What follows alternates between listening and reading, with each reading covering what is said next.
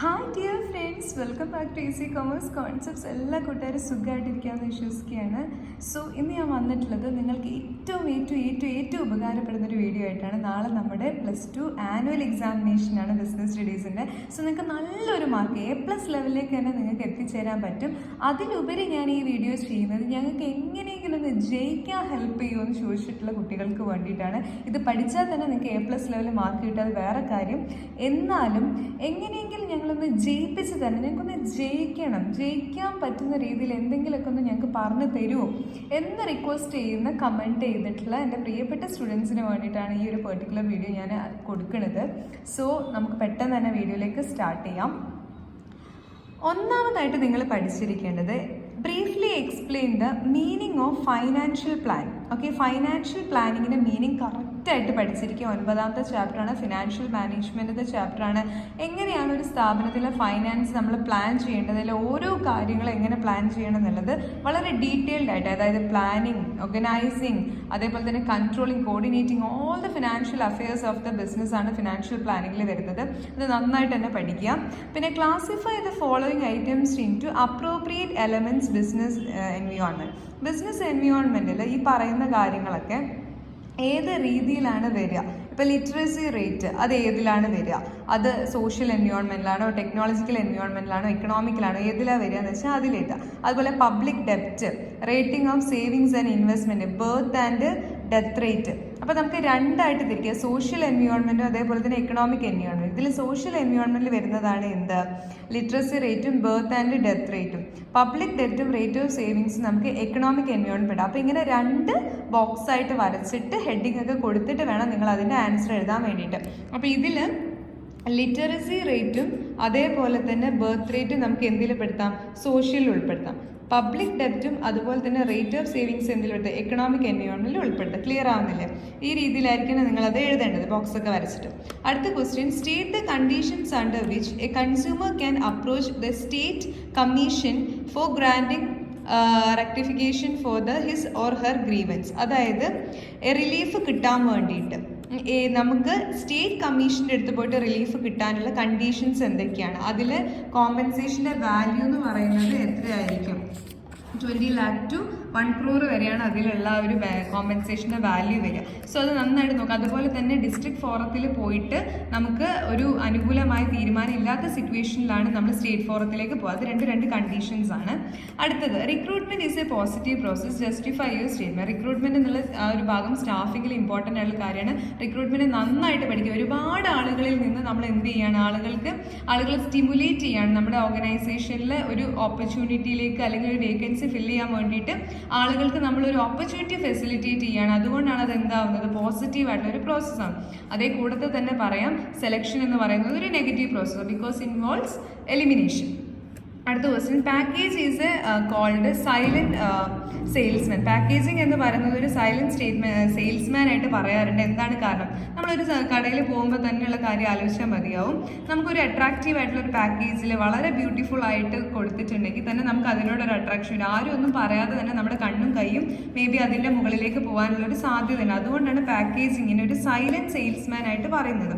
ആരും ഒന്നും പറഞ്ഞില്ലെങ്കിൽ കൂടി നമുക്ക് അതിനോടൊരു അട്രാക്ഷൻ ഒരു ഓട്ടോമാറ്റിക്കലി ജനറേറ്റ് ആവും. Next, management is A multi dimensional, give any 2 dimension of it. എന്താണ് മാനേജ്മെന്റ്? മൾട്ടി ഡയമെൻഷൻ എന്ന് പറയുന്ന സമയത്ത് നമുക്ക് മാനേജ്മെന്റിനെ, വർക്കിനെ മാനേജ് ചെയ്യാം, അതുപോലെ തന്നെ വർക്കേഴ്സിനെ മാനേജ് ചെയ്യാം, ഓപ്പറേഷൻസിനെയും മാനേജ് ചെയ്യാം. Okay, next, controlling is called a backward looking of function. Why? Controlling എന്ന് പറയുന്നത് പിറകോട്ട് നോക്കുന്ന ഒരു കാര്യമാണ്. എന്തുകൊണ്ട്? ശരിയാണ്, കാരണം ഓൾറെഡി പ്ലാൻ ചെയ്ത് വെച്ചിട്ടുള്ള കാര്യങ്ങൾ ശരിയാണെന്നുണ്ടോ അല്ലെങ്കിൽ അതുപോലെ തന്നെയാണ് മുന്നോട്ട് പോകുന്നതെന്ന് നമ്മൾ ഉറപ്പുവരുത്തുന്ന, ഒരു എൻഷുവർ ചെയ്യുന്ന ഒരു പ്രോസസ്സാണ് കൺട്രോളിങ്. അതുകൊണ്ടാണ് അതിനൊരു ബാക്ക്വേർഡ് ലുക്കിംഗ് എന്ന് പറയുന്നത്. ക്ലിയർ അല്ല? അപ്പോൾ കൺട്രോളിങ്ങിൻ്റെ ആ പോർഷനൊക്കെ നന്നായിട്ട് നോക്കാം. അടുത്തൊരു ചോദ്യം, Megha limited is a soap manufacturing company, has production, purchase, marketing, finance and human resource department. മേഘ്ന പ്രൈവറ്റ് ലിമിറ്റഡ് എന്ന് പറയുന്ന ഒരു സോപ്പ് ഉണ്ടാക്കുന്ന ഒരു യൂണിറ്റ് ആണ്. അവിടെ ഈ പറഞ്ഞിട്ടുള്ള ഡിപ്പാർട്ട്മെൻറ്റുകളൊക്കെ ഉണ്ട്. Which type of organisation structure is using by them, right any 2 advantages of it. നോക്കിയേ, നിങ്ങൾക്ക് മോഡൽ എക്സാമിൽ പലർക്കും തെറ്റ് പറ്റിയിട്ടുള്ളൊരു ക്വസ്റ്റ്യൻ ആണിത്. ഇതിനെ പോയിട്ട് നിങ്ങൾ ഡിവിഷണൽ എന്ന് എഴുതി വെക്കരുത്. ഇവിടെ ആകെ ഒരു ഒറ്റ ഒരൊറ്റ ഒരു യൂണിറ്റ് അല്ലെങ്കിൽ ഒരൊറ്റ ഒരു ലൈൻ ഓഫ് പ്രൊഡക്റ്റ് മാത്രമേ ഉള്ളൂ, അത് സോപ്പാണ്. സോപ്പ് മാത്രമേ ഇവിടെ ഉള്ളൂ. ഒന്നിൽ കൂടുതൽ പ്രൊഡക്റ്റ് ലൈൻസ് ഒക്കെ വരുമ്പോഴാണ് നമ്മൾ ഡിവിഷണൽ നിങ്ങൾ പറയേണ്ടത്. ഇവിടെ ഒരൊറ്റ ഒരു ലൈൻ ഓഫ് പ്രൊഡക്റ്റേ ഉള്ളൂ. അതുകൊണ്ട് തന്നെ ഇത് എന്താണ്? ഫങ്ഷണൽ സ്ട്രക്ചറാണ്. ഫങ്ഷണൽ. ഒന്നിൽ കൂടുതൽ പ്രൊഡക്റ്റ് ലൈൻ വരുമ്പോഴാണ് നമ്മൾ എന്ത് ചെയ്യുക? ഡിവിഷണൽ സ്ട്രക്ചർ എന്ന് പറഞ്ഞത്. സോ ഇവിടെ നോക്കിയ ഫംഗ്ഷൻസിന്റെ ബേസിലാണ് അടയാളപ്പെടുത്തിയിട്ടുള്ളത്. Purchase, marketing, finance, human resource, production. അപ്പോൾ അതെന്താണ്? ഫങ്ഷണൽ ആണ് കേട്ടോ. അത് വരുന്നത് ഫങ്ഷണൽ ആണ്. സോ അത് കൊണ്ടുപോയിട്ട് നിങ്ങൾ ഡിവിഷണൽ എഴുതി വെക്കരുത്. ഫങ്ഷണൽ ആണ്. ഒന്നിൽ കൂടുതൽ, ഇപ്പോൾ സോപ്പിൻ്റെ കൂടെ തന്നെ വേറെ എന്തെങ്കിലും ഒരു എന്താ പറയുക ടയർ മാനുഫാക്ചറിങ്ങോ അങ്ങനെ എന്തെങ്കിലും കൂടി ഉണ്ടെന്ന് പറയണമെങ്കിൽ എന്തായി? ഡിവിഷണലായി. ശ്രദ്ധിച്ച് എഴുതണം കേട്ടോ, തെറ്റിക്കാതെ എഴുതണം ഇങ്ങനത്തെ ക്വസ്റ്റ്യനൊക്കെ. അടുത്തത് A, B എന്ന് പറഞ്ഞ 2 കോളം ഉണ്ട്. മാച്ച് ചെയ്യാൻ വേണ്ടിയിട്ടാണ്. ഇൻസ്ട്രക്ഷൻ കാർഡ് ക്ലർക്ക്, അതേപോലെ തന്നെ repair boss, gang boss, route clerk. ഇതിൽ കറക്റ്റായിട്ട് നിങ്ങൾ എന്ത് ചെയ്യണമെന്ന് വെച്ചാൽ ഇതിൻ്റെയൊക്കെ ആ ഒരു ഇവരുടെയൊക്കെ ഫങ്ഷൻസ് പഠിച്ചു കഴിഞ്ഞാൽ തന്നെ നിങ്ങൾക്ക് അത് നന്നായിട്ട് ചെയ്യാൻ വേണ്ടിയിട്ട് പറ്റും. ഓക്കെ, സോ വളരെ ബ്യൂട്ടിഫുൾ ആയിട്ട് ആ ഒരു ഏരിയ പഠിച്ചു കഴിഞ്ഞാൽ നമുക്കിത് എന്ത് ചെയ്യാൻ പറ്റും? കറക്റ്റായിട്ട് മാച്ച് ചെയ്യാൻ വേണ്ടി പറ്റും. ഇവിടെ എന്തൊക്കെയുണ്ട്? Specifying the rent of production. കറക്റ്റായിട്ട് ആ ഒരു പ്രൊഡക്ഷൻ്റെ ആ ഒരു ടൈമും കാര്യങ്ങളും റൂട്ടൊക്കെ നിശ്ചയിക്കുന്ന ആളാണ്. അത് ഏതിലേക്ക് വരിക? അത് റൂട്ട് ക്ലർക്ക് ആയിരിക്കും വരിക. ഓക്കെ, അതുപോലെ ensuring the completion of work. ഒരു വർക്കിൻ്റെ കംപ്ലീഷൻ നോക്കുന്ന ഒരാളാണ് ആര്? നമ്മൾ നോക്കുന്ന ഒരാൾ. അത് ഇതിൽ ഏതാണെന്നുള്ള കറക്റ്റ് ചെയ്തത്. ഇൻസ്ട്രക്ഷൻ കാർഡ് ക്ലർക്കാണോ, അതേപോലെ തന്നെ റിപ്പയർ ബോസ് ആണോ, ഗ്യാങ് ബോസ് ആണോ എന്നുള്ളത്. ഓക്കെ, അപ്പോൾ ആരായിരിക്കും അതിലേക്ക് വരിക എന്ന് നല്ലോണം ഒന്ന് മനസ്സിലാക്കിയിട്ട് വെക്കുക. അത് clarifying the duty of work.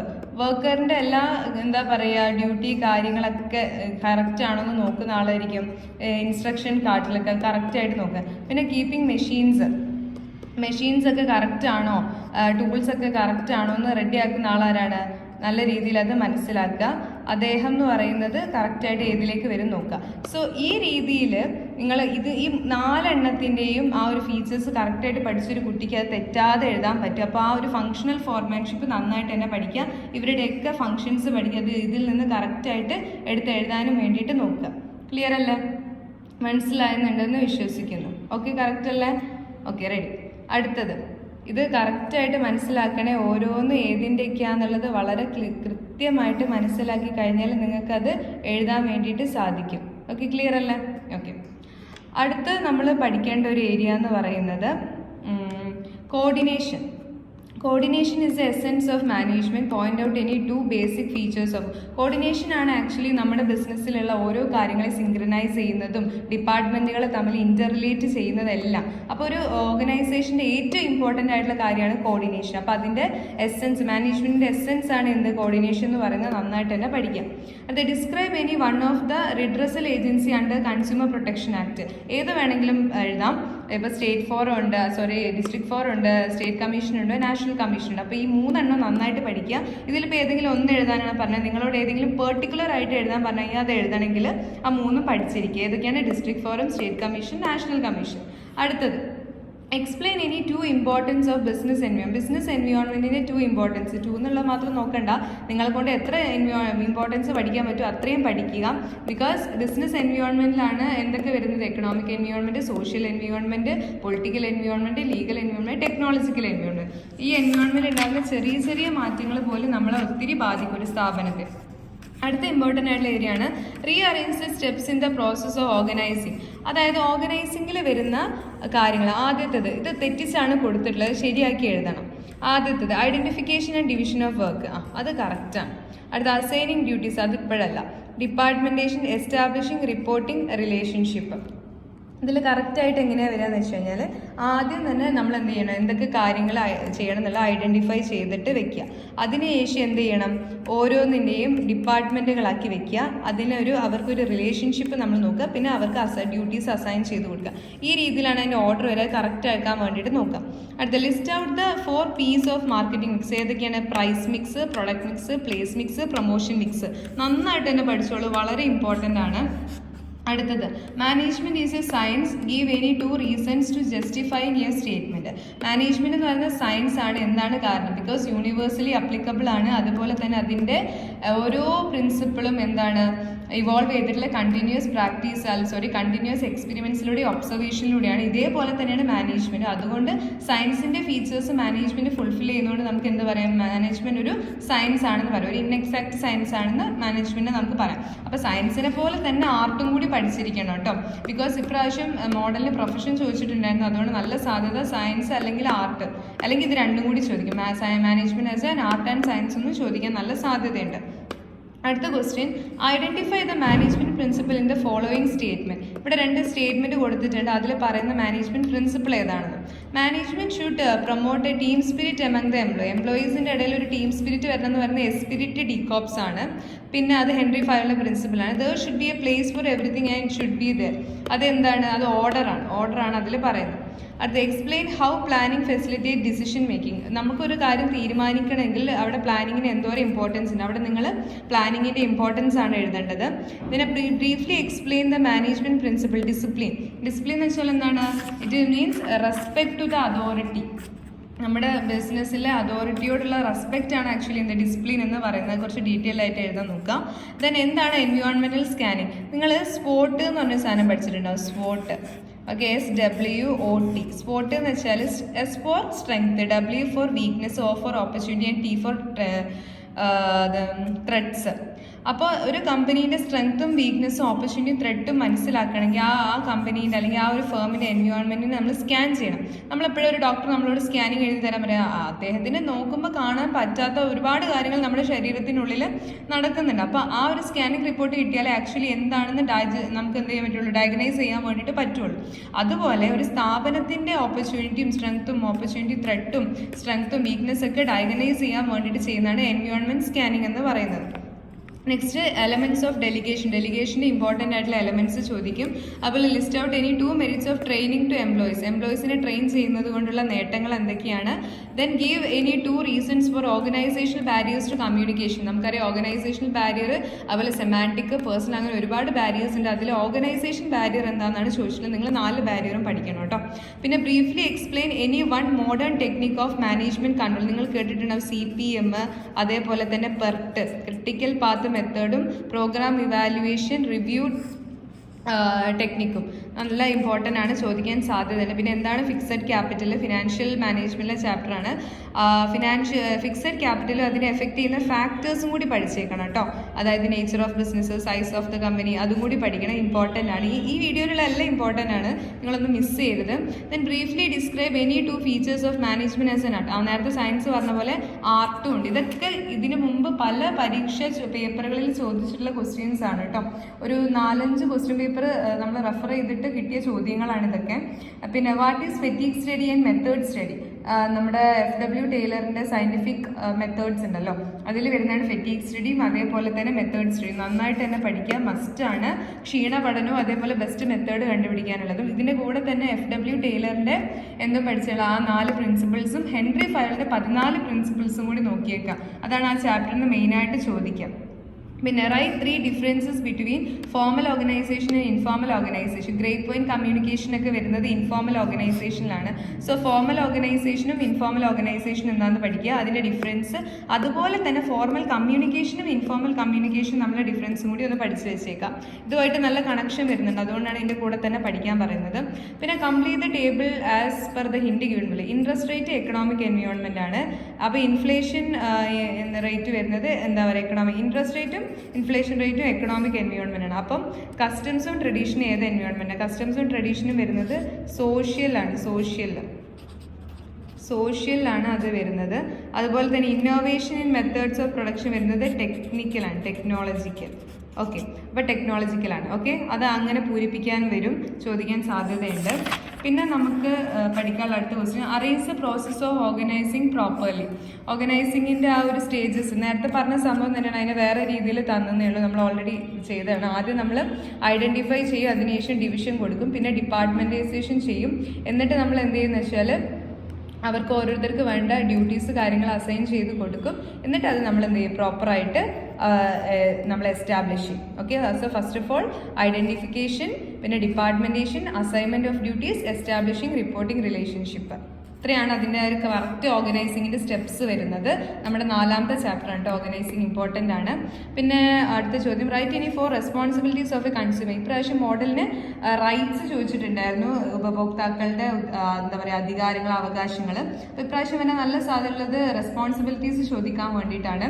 അതായത് നമുക്ക് ഒരു ബോധം ഉണ്ടാവണം. നമ്മൾ കടക്കാരെ കുറ്റം പറയുന്നതിന് മുന്നേ, പരസ്യങ്ങളെ കുറ്റം പറയുന്നതിന് മുന്നേ ഇത് ഇവർ പറയുന്നത് ശരിയാണോ ഇല്ലയോ എന്ന് നമുക്കൊരു സെൽഫ് അവയർനെസ് വേണം. അപ്പോൾ കൺസ്യൂമർ എഡ്യൂക്കേഷന് നമുക്ക് നമ്മുടേതായിട്ടുള്ള ഒരു റെസ്പോൺസിബിലിറ്റി ഉണ്ട്. അതുപോലെ മിസ്ലീഡിങ് അഡ്വർടൈസ്മെന്റ്സ് ഒക്കെ ബ്ലൈൻഡ് ആയിട്ട് നമ്മൾ വിശ്വസിക്കാൻ പാടില്ല. ക്വാളിറ്റി ചെക്ക് ചെയ്യണം. അതേപോലെ തന്നെ മാനുഫാക്ചറിങ് ഡേറ്റും എക്സ്പയറി ഡേറ്റൊക്കെ നമ്മൾ ചെക്ക് ചെയ്യണം. ഓക്കെ, അതിൻ്റെ കറക്റ്റ് ആയിട്ടുള്ള അതിൻ്റെ ട്രേഡ് മാർക്ക് ഉള്ളതാണോ, അത് ഒത്തിരി വില കുറഞ്ഞെന്ന് വിചാരിച്ചിട്ട് ചാടി കയറി പോയിട്ട് ഒരു സാധനങ്ങൾ എടുത്ത് ഉപയോഗിക്കരുത്. നമുക്ക് നമ്മുടേതായിട്ടുള്ള ഒരു എന്ത് വേണം, അവയർനെസ് ഉണ്ടായിരിക്കണം. അത് നന്നായിട്ട് പഠിക്കുക. ഒരു 5-6 എണ്ണെങ്കിലും പഠിച്ചു വയ്ക്കുക നല്ലതാണ്. മിനിമം ഒരു 4 എണ്ണെങ്കിലും പഠിക്കാം. ദെൻ റൈറ്റ് ഇനി 2 examples each for financial and non financial incentive. വളരെ ഇമ്പോർട്ടൻ്റ് ആണ് കേട്ടോ. ഫൈനാൻഷ്യൽ ഇൻസെൻറ്റീവ് എന്ന് വെച്ചാൽ പൈസയായിട്ട് കിട്ടും. ഇപ്പോൾ ഫോർ എക്സാമ്പിൾ കമ്മീഷന്, ബോണസ്, അതൊക്കെ എന്താണ് ഫൈനാൻഷ്യൽ ഇൻസെൻറ്റീവ്. നോൺ ഫൈനാൻഷ്യൽ എന്ന് പറയുമ്പോൾ സ്റ്റാറ്റസ്, മാനേജ്മെൻറ്റിലുള്ള പാർട്ടിസിപ്പേഷൻ, റെക്കഗ്നിഷൻ, അതൊക്കെയാണ് നോൺ ഫൈനാൻഷ്യൽ എന്ന് വരും. അതൊരു മെൻ്റൽ സാറ്റിസ്ഫാക്ഷൻ ആണ്. ആൻഡ് അവസാന ഭാഗങ്ങളിലേക്ക് കടക്കുകയാണ്. Explain the functions of middle level and lower level management. നമുക്കറിയാം നമ്മൾ ഇങ്ങനെ ഒരു ലെവൽസ് ഓഫ് മാനേജ്മെൻറ്റ് പഠിച്ചിട്ടുണ്ട്. Top level, middle level, lower level. ഇതിൽ മിഡിൽ ലെവലും ലോവർ ലെവലും നിങ്ങൾ എന്തായാലും പഠിച്ചിരിക്കണം. അവിടെ മിഡിൽ ലെവലിൽ ഡിപ്പാർട്ട്മെൻറ്റ് ഹെഡ്സ് ആണ് ഉണ്ടാവുക. അതുപോലെ ലോവർ ലെവലിൽ ഫോർമാൻ, സൂപ്പർവൈസേഴ്സ് ഒക്കെ ആണ് ഉണ്ടാവുക. ഈ ലോവർ ലെവലിനെ വിളിക്കുന്ന മറ്റൊരു പേരാണ് സൂപ്പർവൈസറി ലെവൽ ഓഫ് മാനേജ്മെൻറ്റ്. അപ്പോൾ ഈ 2 ലെവലിൽ, അതായത് മിഡിൽ ലെവലിൻ്റെയും ലോവർ ലെവലിൻ്റെയും കൃത്യമായിട്ട് ഓരോരുത്തരുടെ അവിടെ ആരൊക്കെ ഉണ്ടാവുന്നു, അവരുടെ ഫങ്ഷൻസ് എന്തൊക്കെയാണെന്ന് നന്നായിട്ട് പഠിച്ചോളാം. ദെൻ എക്സ്പ്ലെയിൻ ഡിവിഷണൽ സ്ട്രക്ചർ. ഒരു സ്ഥാപനത്തിന് ഒന്നിൽ കൂടുതൽ പ്രൊഡക്റ്റ് ലൈൻ ഉണ്ടെന്ന് വിചാരിക്കുക. അപ്പോൾ ഒന്നിൽ കൂടുതൽ പ്രൊഡക്റ്റ് ലൈൻ ഉണ്ടെങ്കിൽ ആ പ്രൊഡക്റ്റ് ലൈന് എന്താ പറയുക, പർച്ചേസിങ്, മാനുഫാക്ചറിങ്, ഫിനാൻസിങ് അങ്ങനെ ഉണ്ടാവും. വേറൊരു പ്രൊഡക്റ്റ് ലൈനും ഇതേപോലെ തന്നെ പർച്ചേസിങ്, പ്രൊഡക്ഷൻ, മാനുഫാക്ചറിങ് ഉണ്ടാവും. അങ്ങനെ ഒന്നിൽ കൂടുതൽ പ്രൊഡക്റ്റ് ലൈൻ വരുന്ന സ്ഥാപനം യൂസ് ചെയ്യുന്ന സ്ട്രക്ചറാണ് ഡിവിഷണൽ സ്ട്രക്ചർ എന്ന് പറയുന്നത്. ക്ലിയർ? അപ്പോൾ ഫംഗ്ഷണൽ ഡിവിഷണൽ മാറിപ്പോരുത്, വളരെ ഇമ്പോർട്ടൻ്റ് ആണ്. ഫംഗ്ഷനിൽ ഒരു ഒറ്റ പ്രൊഡക്റ്റ് ലൈൻ ഉണ്ടാവുള്ളൂ, ഡിവിഷനിൽ ഒന്നിൽ കൂടുതൽ പ്രൊഡക്റ്റ് ലൈൻ ഉണ്ടാവും. And next question, explain on the job training and off the job training method with for example. ഇപ്പോൾ job rotation, apprenticeship, internship, coaching, ഇതൊക്കെ എന്തിലാണ് വരുന്നത്? അതൊക്കെ നമുക്ക് ഓൺ ദ ജോബിൽ പറയാം. ഓക്കെ, എന്നാൽ വെസ്റ്റിബ്യൂൾ ട്രെയിനിങ്, അതേപോലെ കോൺഫറൻസ്, ലെക്ചർ ക്ലാസ്സസ്, ഫിലിംസ്, അതൊക്കെ ഓഫ് ദ ജോബിൽ വരുന്ന. അപ്പോൾ അതെന്താണ്, ഒരാളൊരു ജോലി ചെയ്തുകൊണ്ട് അത് പഠിക്കുന്നതിനാണ് ഓൺ ദ ജോബ് എന്ന് പറയാം. സ്ഥാപനത്തിന് പുറമേ നിന്ന് നമ്മളൊരു ആ ജോലി പഠിച്ചെടുക്കുന്നതിനാണ് ഓഫ് ദ ജോബ് എന്ന് പറയുക. അപ്പോൾ അത് കൃത്യമായിട്ട് എക്സ്പ്ലെയിൻ ചെയ്യാൻ നോക്കണം. നമ്മൾ എന്താ പറയുക, സെക്കൻഡ് ലാസ്റ്റ് ക്വസ്റ്റിനിലേക്ക് പോകണം. ഡയറക്റ്റിങ്ങിൻ്റെ എലമെൻറ്റ്സ് എന്തൊക്കെയാണ്? Motivation, leadership, communication, supervision. ഈ 4 എണ്ണമാണ് എന്ത്, ഡയറക്റ്റിങ്ങിൻ്റെ എലമെൻറ്റ്സ്. അത് ഓരോന്നും എക്സ്പ്ലെയിൻ ചെയ്യാൻ പഠിക്കുക. പിന്നെ മോസ്റ്റ് ഇമ്പോർട്ടൻറ്റ് ക്വസ്റ്റ്യൻ, മാസ്ലോൻ്റെ need hierarchy theory of motivation explain ചെയ്യാനുണ്ടാവും. അതിൽ നിങ്ങൾ ഇങ്ങനെ ഒരു ഹൈറാർക്കിക്കൽ ഓർഡറിൽ ഫിസിയോളജിക്കൽ നീഡ്, അതുപോലെ safety or security need, social need, esteem or ego need, self actualisation need എന്നുള്ള 5 എണ്ണം ഉണ്ട്, ഇമ്പോർട്ടൻ്റ് ആയിട്ട് പഠിക്കാം. അപ്പോൾ ഇത്രയും ചോദ്യങ്ങൾ പഠിച്ചൊരു കുട്ടി, ഇതിൻ്റെയൊക്കെ ഉത്തരങ്ങൾ പഠിച്ചൊരു കുട്ടി തീർച്ചയായും പരീക്ഷയ്ക്ക് ജയിക്കും എന്നുള്ള കാര്യത്തിൽ ഒരു എന്താ പറയുക പേടിയും വേണ്ട. A+ ലെവലിലോട്ട് നിങ്ങൾക്ക് എത്താൻ വേണ്ടിയിട്ട് പറ്റും. ഞാൻ ഈ പറഞ്ഞിട്ടുള്ള കാര്യങ്ങളൊക്കെ പഠിച്ചു പോകുന്ന ഒരു കുട്ടിയെ സംബന്ധിച്ചിടത്തോളം തോൽവി ആ കുട്ടിയുടെ ഒരു ഭാഗത്തോട്ട് പോകത്തില്ല. എനിക്ക് നല്ല മാർക്കും കിട്ടും. I am very sure about it. അപ്പോൾ എല്ലാ കൂട്ടുകാർക്കും all the very best with easy commerce concepts. Video നിങ്ങൾക്ക് ഹെൽപ്ഫുൾ ആയിട്ട് ഫീൽ ചെയ്തിട്ടുണ്ടെങ്കിൽ തീർച്ചയായും നിങ്ങളുടെ അഭിപ്രായങ്ങൾ കമൻറ്റ് ചെയ്യുക. അതുപോലെ തന്നെ വീഡിയോ ഇഷ്ടപ്പെട്ടിട്ടുണ്ടെങ്കിൽ ലൈക്ക് ചെയ്യുക. നമ്മുടെ ചാനൽ ആദ്യമായിട്ട് കാണുന്നവരാണെങ്കിൽ സബ്സ്ക്രൈബ് ചെയ്യുക. ഇപ്പോൾ ബിസിനസ് സ്റ്റഡീസിൻ്റെയാണ് നിങ്ങൾ എഴുതാൻ പോകുന്ന ലാംഗ്വേജ് ഒഴികെയുള്ള ആദ്യത്തെ സബ്ജക്റ്റ്. എക്കണോമിക്സും അക്കൗണ്ടൻസിയും അതുപോലെ സ്റ്റാറ്റിസ്റ്റിക്സും ഒക്കെ വരുന്നുണ്ട്. അപ്പോൾ അതൊക്കെ കറക്റ്റായിട്ട് കിട്ടാൻ വേണ്ടിയിട്ട് നമ്മുടെ ചാനൽ സബ്സ്ക്രൈബ് ചെയ്ത് വെക്കുക കേട്ടോ. അപ്പോൾ എല്ലാ കൂട്ടുകാർക്കും wish you all the very success.